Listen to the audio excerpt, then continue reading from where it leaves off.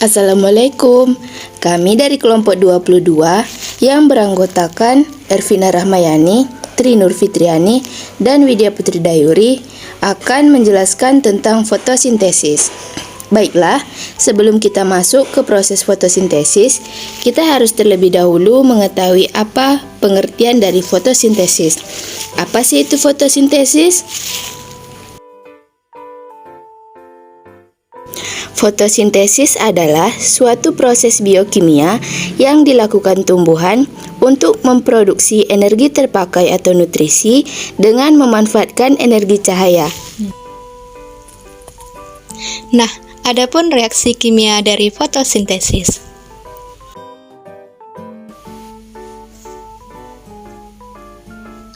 Nah, reaksi ini sudah tidak asing lagi bagi kita karena reaksi ini sudah sering kita jumpai di pendidikan sebelumnya. Pada gambar yang ditampilkan, teman-teman bisa melihat reaksi kimia dari fotosintesis itu ialah CO2 atau karbon dioksida ditambah H2O atau air, kemudian menghasilkan C6H12O6 atau glukosa ditambah O2 atau oksigen. Jadi yang pertama itu proses fotosintesis membutuhkan substrat, yaitu karbon dioksida dan H2O atau air. Nah, CO2 ini berasal dari mana?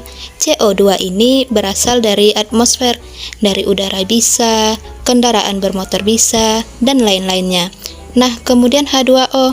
H2O ini berasal dari tanah, melalui akar tumbuhan atau lebih tepatnya pembuluh silem.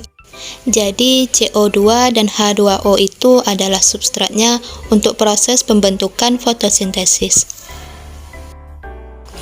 Namun di sisi lain, fotosintesis ini bisa terjadi karena adanya bantuan. Bantuan tersebut adalah bantuan sinar matahari atau cahaya matahari, kemudian klorofil yang ada di dalam daun. Jadi fotosintesis itu dibantu oleh cahaya matahari dan klorofil. Hanya saja kalau dia cahaya matahari berarti di siang hari. Nah, artinya fotosintesis itu bisa terjadi di dua hal. Bisa terjadi di siang hari yang sering kita sebut sebagai reaksi terang, dan bisa terjadi di malam hari yang sering kita sebut sebagai reaksi gelap. Makanya ada reaksi terang dan reaksi gelap. Nah, setelah itu akan ada produk hasil dari fotosintesis. Apa sih hasil dari fotosintesis itu? Hasil dari proses fotosintesis itu berupa C6H12O6 atau glukosa dan oksigen O2. C6H12O6 ini adalah produk dari reaksi gelap, sementara oksigen itu adalah produk dari reaksi terang. Glukosa yang dihasilkan oleh tumbuhan itu sendiri akan diedarkan ke bagian tumbuhan, ke akar, batang, dan lain-lain. Makanya glukosa itu kan zat makanan, itu bisa kita peroleh atau kita konsumsi secara manualnya oleh manusia atau hewan melalui biji-bijian, buah-buahan, atau melalui organ si tumbuhan tersebut. Nah, sementara oksigen itu dilepas ke udara dan akan digunakan oleh organisme heterotrof seperti manusia, hewan seperti kita-kita ini, dan itu tentunya gratis melalui adanya si tumbuhan. Makanya kita sangat berterima kasih sekali kepada tumbuhan karena bisa memberikan oksigen kepada kita sehingga kita bisa menikmati oksigen secara gratis.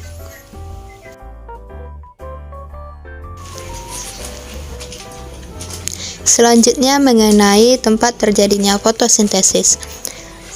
Kalau misalnya daun ini kita potong secara melintang dan hasil potongan yang itu kita lihat di bawah mikroskop, maka kita akan melihat jaringan yang terdapat. Jaringan apa saja sih yang terdapat? Jaringan yang paling atas kita sebut jaringan epidermis. Kemudian di bawahnya kita dapat menemukan jaringan parenkim palisade. Kemudian di bawahnya lagi kita sebut jaringan bunga karang atau jaringan spon.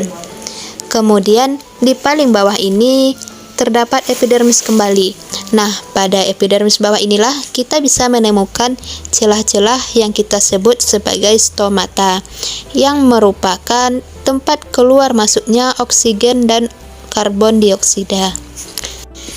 Kalau kita mengiris daun tepat mengenai tulang daunnya, maka di bawah mikroskop pada tulang daun tersebut akan kita temukan pembuluh angkut berupa xilem dan floem.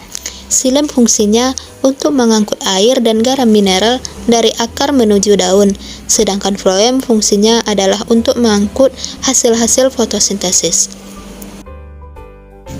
Nah, jaringan parenkim palisade dan jaringan spon ini membentuk bagian mesofil daun. Pada mesofil inilah jika diperbesar, hasil perbesaran yang kita lihat itu ternyata terdapat kloroplas. Pada kloroplas inilah nanti terdapat klorofil yang fungsinya untuk menangkap cahaya yang dibutuhkan untuk fotosintesis.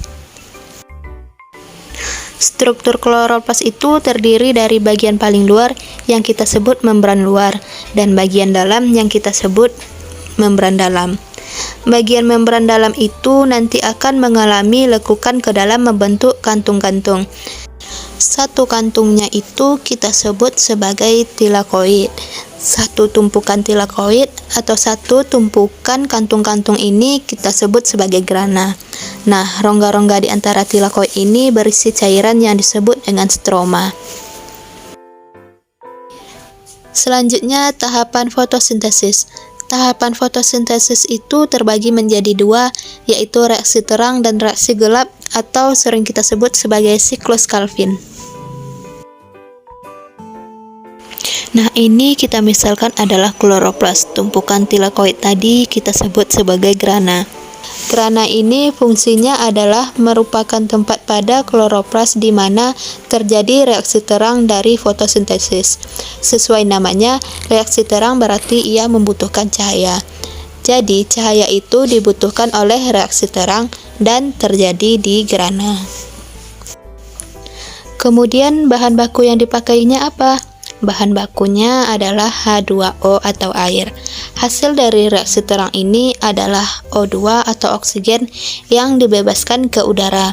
Kemudian ATP, kemudian NADPH, di mana ATP dan NADPH ini akan masuk ke siklus yang dinamakan siklus Calvin. Siklus Calvin ini terjadi di bagian stroma.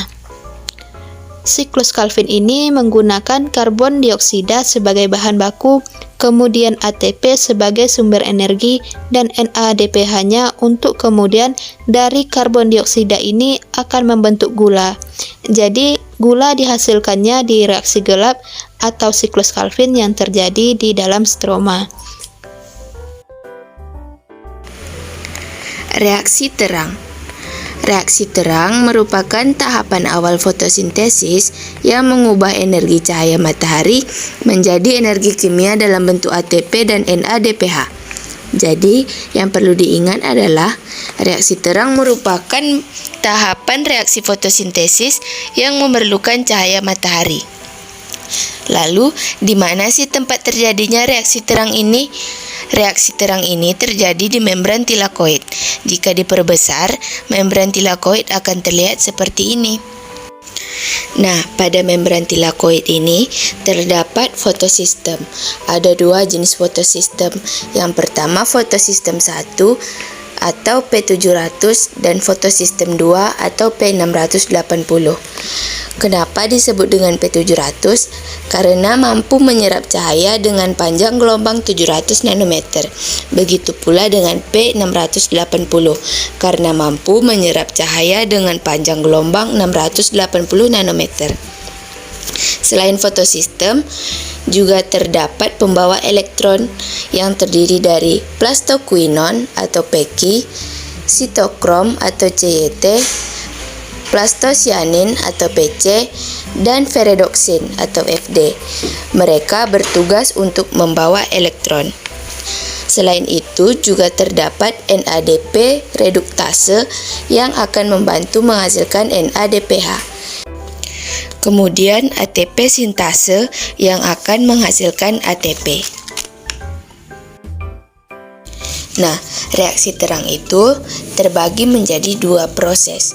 Yang pertama, fotofosforilasi non-siklik, dan yang kedua yaitu fotofosforilasi siklik.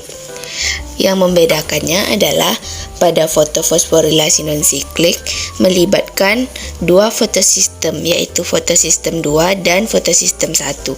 Sedangkan pada fotofosforilasi siklik melibatkan fotosistem 1 saja. Kemudian kita akan membahas dua dari proses reaksi terang tersebut. Yang pertama, fotofosforilasi non-siklik. Pada mulanya, energi foton dari matahari diserap oleh fotosistem 2. Energi foton tersebut memicu terlepasnya elektron dari P680 yang menyebabkan kekosongan elektron pada fotosistem 2. Kemudian terjadilah fotolisis air atau pemecahan molekul air menjadi ion 2H+, setengah O2 dan 2 elektron. Kemudian, 2 elektron tersebut bergerak menuju fotosistem 2 untuk mengisi kekosongan agar tetap stabil. Kemudian, O2 akan dilepaskan ke udara dan ion 2H+ tinggal sementara di membran tilakoid. Elektron meninggalkan P680 dibawa oleh plastoquinon, sitokrom, dan plastosianin. Pada saat itu, ion 4H+ yang ada di stroma masuk ke membran tilakoid. Kemudian bergabung dengan hasil fotolisis, yaitu ion 2H+, menuju ATP sintase. Pada saat melewati ATP sintase tersebut, terjadi fotofosforilasi terhadap ADP dan P, sehingga dihasilkanlah ATP. Setelah ATP terbentuk, kemudian fotosistem 1 terkena cahaya dan elektron yang ada akan tereksitasi menuju akseptor primer dan menyebabkan keadaan menjadi tidak stabil. Maka dibutuhkanlah elektron untuk mengisi kekosongan pada fotosistem 1, yaitu dari elektron dari P680. Elektron dari P700 akan menuju ferredoksin untuk ditransfer ke NADP reduktase. Elektron ini bersama NADP+ dan ion H+ akan menjalani suatu reaksi sehingga membentuk NADPH. Jalur non-siklik ini menghasilkan ATP dan NADPH yang akan digunakan pada reaksi gelap. Kemudian proses fotofosforilasi siklik. Reaksi ini diawali ketika energi foton ditangkap oleh P700 yang mengakibatkan eksitasi elektron atau pelepasan elektron. Kemudian, elektron akan ditangkap oleh akseptor primer yang nantinya akan kembali ke P700 melalui transfer elektron, yaitu dari ferredoksin, sitokrom, dan plastosianin. Pada saat transfer elektron, terbentuk ATP yang berasal dari ADP dan P. Karena elektron kembali pada P700, maka tidak terjadi fotolisis air, sehingga pada reaksi fotofosforilasi siklik ini tidak dihasilkan oksigen dan NADPH seperti pada proses non-siklik. Sistem ini bersifat siklik atau berputar, yang artinya elektron yang dikeluarkan fotosistem 1 akan balik lagi ke fotosistem 1. Hasil dari fotofosforilasi siklik adalah energi berupa ATP. Dari penjelasan tersebut, dapat kita lihat perbedaan dari proses fotofosforilasi non-siklik dan siklik. Pada fotofosforilasi non-siklik, jenis fotosistem yang digunakan yaitu fotosistem 2 dan fotosistem 1. Sedangkan pada fotofosforilasi siklik hanya menggunakan fotosistem 1. Pada fotofosforilasi non-siklik, produk yang dihasilkan berupa ATP, NADPH, dan O2. Sedangkan pada fotofosforilasi siklik hanya menghasilkan ATP. Kemudian, pada proses fotofosforilasi non-siklik, terjadi fotolisis air atau pemecahan molekul air menjadi ion 2H+, setengah O2 dan 2 elektron. Sedangkan pada fotofosforilasi siklik tidak terjadi fotolisis air.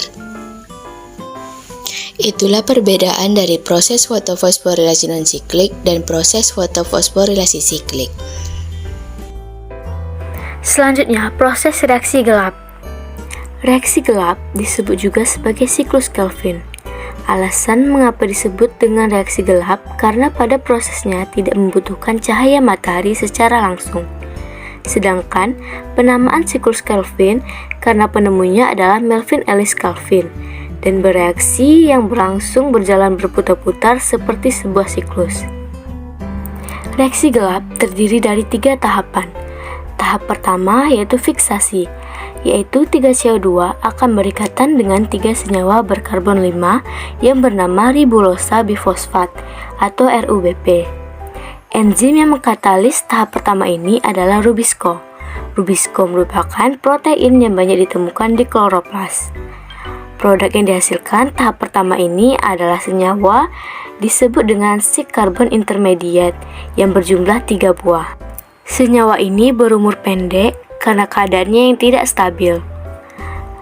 Lalu, senyawa ini akan dipecah membentuk senyawa 3 fosfogliserat sebanyak 6 buah. Masuk ke tahap kedua, reduksi. Tiap molekul 3 fosfogliserat akan menerima tambahan fosfat dari ATP, membentuk 1,3 bifosfogliserat. Dibutuhkan 6 ATP untuk mengubah 6 molekul 3 fosfogliserat menjadi 6 molekul 1,3 bifosfogliserat. Selanjutnya, molekul 1,3 bifosfogliserat akan mengalami reduksi oleh NADPH, sehingga menghasilkan 6 molekul gliseraldehid 3-fosfat atau G3P, yang merupakan senyawa dengan karbon 3. Pada fase pengubahan 1,3 bifosfogliserat menjadi G3P ini membutuhkan 6 molekul NADPH, yang akan diubah menjadi 6 NADP+. Dan pada tahap ini, fosfat akan lepas, sehingga menghasilkan molekul G3P. Jadi, setiap molekul CO2 yang menjalankan siklus ini akan terbentuk 6 molekul senyawa G3P. Tapi hanya 1 molekul G3P yang dihitung sebagai hasil produk bersihnya, sedangkan 5 sisanya akan digunakan untuk menyelesaikan siklus ini. Tahap yang terakhir yaitu regenerasi.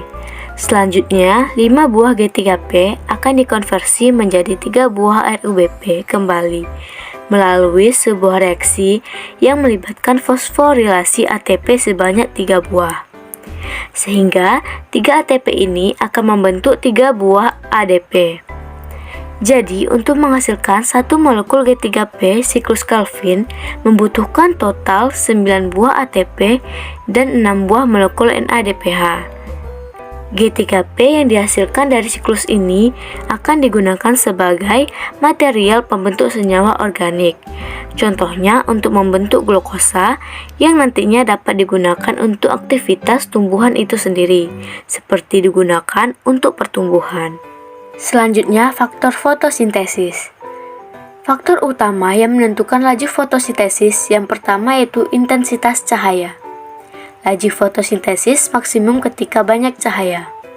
Yang kedua, konsentrasi karbon dioksida. Semakin banyak karbon dioksida di udara, maka banyak juga jumlah bahan yang dapat digunakan tumbuhan untuk melangsungkan fotosintesis. Yang ketiga, suhu. Enzim-enzim yang bekerja dalam proses fotosintesis hanya dapat bekerja pada suhu optimalnya. Umumnya, laju fotosintesis meningkat seiring dengan meningkatnya suhu, hingga batas toleransi enzim. Dan yang terakhir yaitu kadar air. Kekurangan air atau kekeringan menyebabkan stomata menutup, menghambat penyerapan karbon dioksida sehingga mengurangi laju fotosintesis. Itulah tadi pembahasan mengenai fotosintesis dari kelompok 22. Semoga dapat bermanfaat untuk kita semua. Salam manis dari kelompok 22. Wassalamualaikum warahmatullahi wabarakatuh.